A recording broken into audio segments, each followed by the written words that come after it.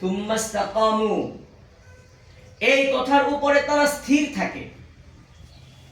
কি থাকে? স্থির থাকে। এক সেকেন্ডের জন্য মন থেকে দূর হয় না আমার আল্লাহ আমাকে কোনো কিছু করতে পারে না, এই ভাবনা। কথা বুঝতেছেন? জি জি। আমি যে সুর দিছি, এক সেকেন্ড পরে কি বোঝা যায়? আর এক সেকেন্ড আগে কেউ ভাবছে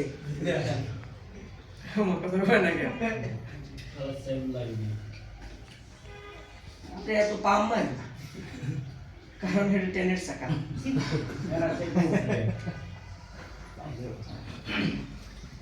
আচ্ছা, সুম্মা ইসতাকামু, ইস্তিকামতের সাথে বলতে পারে শুধু রব্বুল আল্লাহ, আমার আল্লাহ আমার জন্য যথেষ্ট, এটা বললেই হবে না। আমার আল্লাহ আমার জন্য যথেষ্ট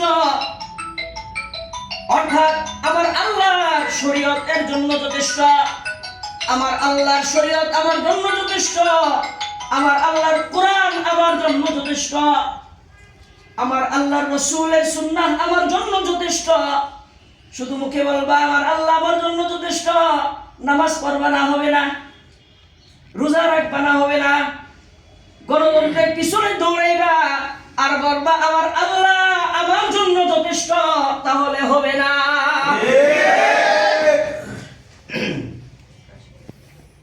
ইসতাকামু,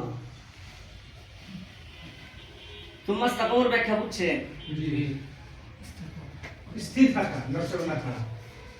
স্থির মানে কেমন স্থির? কেমন স্থির? এমন স্থির এক সেকেন্ডের জন্য আমলহীন কোন মুমিন থাকতে পারে না।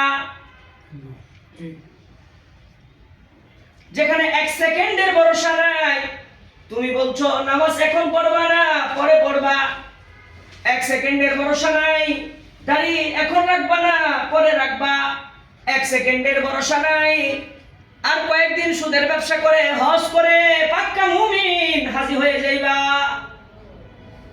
কথা কয় না? এটার নাম হলো ইস্তিকামাত।